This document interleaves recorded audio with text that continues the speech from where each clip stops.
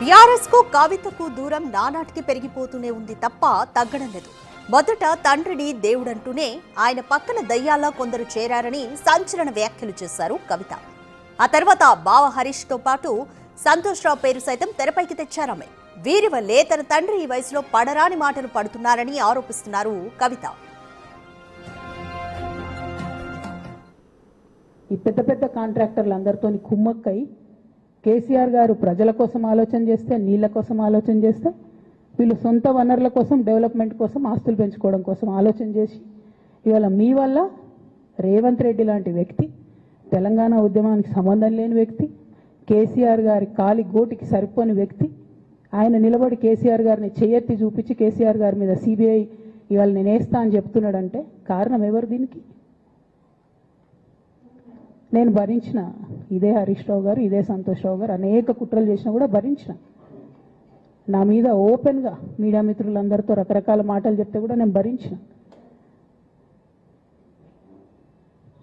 నా పర్సనల్ అటాక్కి నేను ఎప్పుడు కూడా వాళ్ళను ఇంతవరకు పేరు పెట్టి పిలవలేదు, మాట్లాడలేదు. ఫస్ట్ టైం చెప్తున్నా. నేను ఎందుకోసం చెప్తున్నా?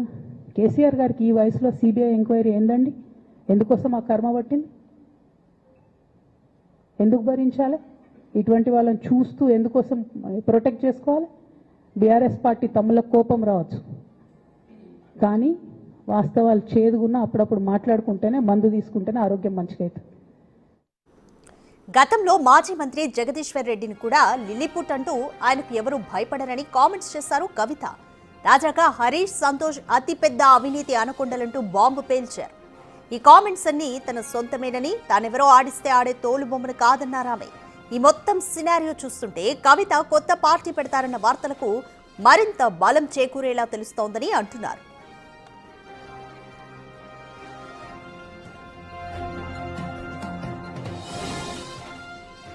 మరోపక్క కవితను పార్టీ నుంచి సస్పెండ్ చేయగానే తాను అధ్యక్షురాలుగా ఉన్న జాగృతి సంస్థనే తెలంగాణ జాగృతి పార్టీ పెడతారన్న చర్చ తెలంగాణ రాజకీయ వర్గాల్లో కింద జోరుగానే నడుస్తోంది. కవిత కావాలనే ఇదంతా చేస్తున్నారని అంటున్నారంతా. సస్పెండ్ చేసేలాగా మాట్లాడి ఆపై బయటకొద్దామని ఆమె ఇలా చేస్తున్నారని బీఆర్ఎస్ వర్గాల్లోనూ గుసగుసలు వినిపిస్తున్నాయి.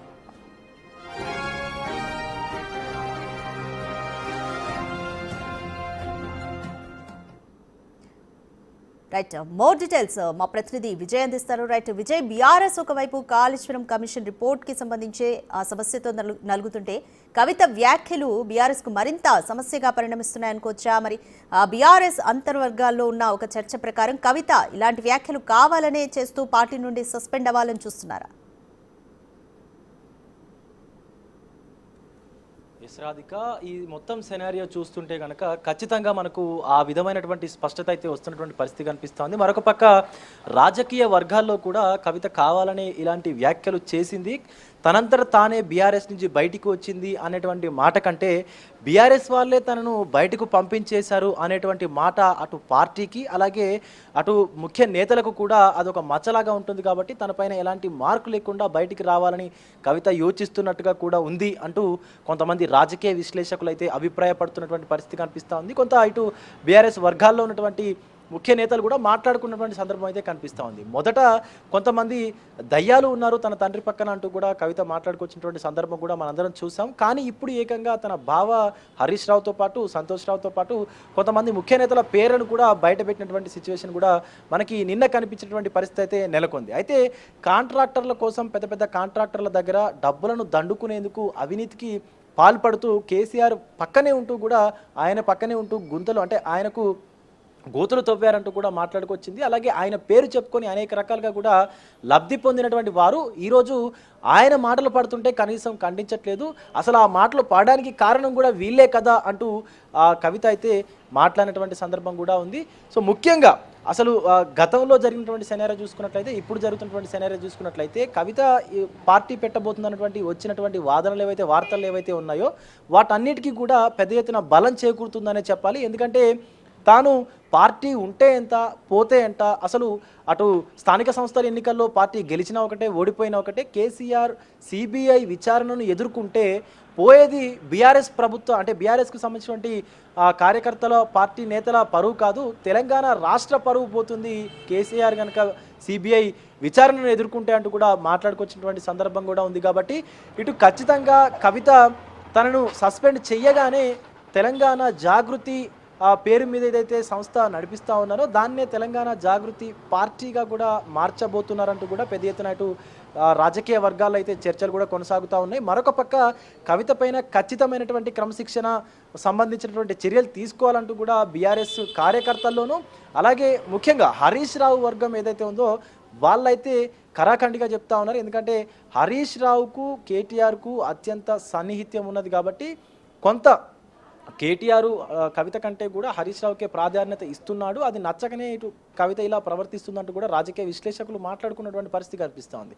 సో ఇదంతా మొత్తం సెనారియో చూసుకున్నట్లయితే కవిత పైన ఖచ్చితంగా ఈ రోజు అయితే క్రమశిక్షణ వేటు పడేటువంటి అవకాశం ఉందంటూ కూడా ఇటు బీఆర్ఎస్ వర్గాల్లో కూడా చర్చలు కొనసాగుతూ ఉన్నాయి. మరొక పక్క ఇటు కవితకు సంబంధించినటువంటి జాగృతి సంస్థ ఏదైతే ఉందో ఆ జాగృతి కార్యకర్తలు కావచ్చు, నాయకులు కావచ్చు, ఇప్పటికే అందరూ కూడా సైలెంట్ అయిపోయినటువంటి పరిస్థితి కనిపిస్తూ ఉంది. ఇప్పటికే ఎవరైతే కవిత పిఆర్ఓ ఉన్నారో అలాగే కవితకు సాన్నిహిత్యంగా ఉండేటువంటి ముఖ్య అనుచరులు ఉన్నారో వాళ్ళందరి నుంచి కూడా ఎలాంటి రెస్పాన్స్ రావట్లేదు. ఇంకొకటి మెయిన్ బీఆర్ఎస్ పార్టీకి సంబంధించినటువంటి హ్యాండిల్స్ ఏదైతే సోషల్ మీడియా హ్యాండిల్స్ ఉన్నాయో వాట్సాప్ గ్రూపులు కావచ్చు, ఇతర గ్రూపులు కావచ్చు, వాటన్నిటి నుంచి కూడా వాళ్ళందరినీ తొలగించినటువంటి సెనారియో కూడా కనిపిస్తూ ఉంది. సో ముఖ్యంగా చూసుకున్నట్లయితే గతంలో కవిత కొంత బాధాకరమైనటువంటి పరిస్థితుల్లో ఉన్నప్పుడు కూడా అటు హరీష్ రావుతో పాటు కేటీఆర్ కూడా పక్క నుండి తనని బయటికి తీసుకురావడమా, ఏదైతే లిక్కర్ స్కామ్ కేసు ఉందో దాని నుంచి బయటపడేయడము, లాయర్లతో మాట్లాడడము, ఈవెన్ అక్కడికి జైలు వద్దకు కూడా వెళ్ళి కలవడం, ఇదంతా సెనారియో చూసాము. కానీ అలాంటి వ్యక్తి పైన ఇలాంటి మాటలు ఎలా మాట్లాడిందంటూ కూడా బీఆర్ఎస్ వర్గాల్లో అయితే పెద్ద ఎత్తున విమర్శలు కూడా కవిత ఎదుర్కొన్నటువంటి సిచ్యువేషన్ కూడా కనిపిస్తున్నటువంటి పరిస్థితి కనిపిస్తూ ఉంది. రాధిక. రైట్ విజయ్, అయితే బీఆర్ఎస్ అధిష్టానం ఏమో యోచిస్తుంది అని అనుకోవచ్చు. అంటే క్రమశిక్షణ చర్యలతో పాటు ఆగుతుందా, లేకపోతే పార్టీ నుంచి కవితను సస్పెండ్ చేస్తుందా? సో ఎటువంటి ఆలోచన చేస్తుంది బీఆర్ఎస్ అధిష్టానం? ఎస్, ఖచ్చితంగా క్రమశిక్షణ చర్యలు అయితే ఖచ్చితంగా ఉండనున్నట్లుగా అయితే మనకు సమాచారం అయితే అందుతూ ఉంది.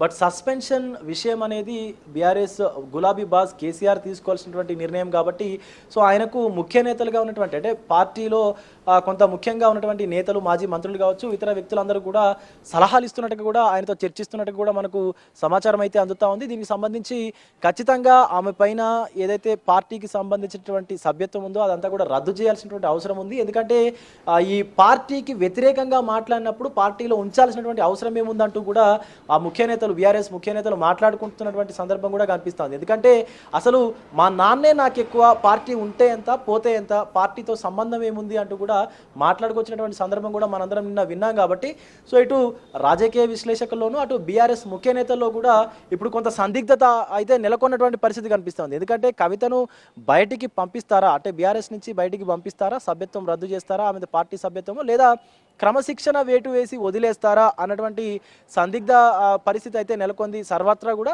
సో మొత్తం అంతటా కూడా ఇప్పుడు రాజకీయ విశ్లేషకులనే కాదు తెలంగాణ రాష్ట్ర ప్రజల్లో అందరిలో కూడా ఈ టాపిక్కే కొంత అంటే మాట్లాడుకున్నటువంటి సందర్భం కూడా కనిపిస్తూ ఉంది. మరొక పక్కటు బీఆర్ఎస్ శ్రేణులు మాత్రము ఇప్పుడు ఈ కేసును కాళేశ్వరం సంబంధించినటువంటి ఏదైతే నివేదిక అందించిందో పీసీ ఘోష్ అయితే ఈ కేసును పూర్తిగా సిబిఐకి అప్పగించి ఉంటే అసలు మేము కొట్లాడే వాళ్ళము, మేము ఖచ్చితంగా ఫైట్ చేసే వాళ్ళము అంటూ కూడా బీఆర్ఎస్ నేతలు, బీఆర్ఎస్ కార్యకర్తలు కూడా మాట్లాడుకున్నటువంటి పరిస్థితి కనిపిస్తుంది. ఇప్పుడు మధ్యలో కవిత కలగజేసుకొని మాట్లాడడం వల్ల ఇది మరింత క్లిష్టతరమైనటువంటి పరిస్థితులకు వెళ్ళేటువంటి అవకాశం ఉందంటూ కూడా బీఆర్ఎస్ వర్గాల్లో అయితే చర్చలు జరుగుతున్నటువంటి పరిస్థితి ఉంది. రాధిక.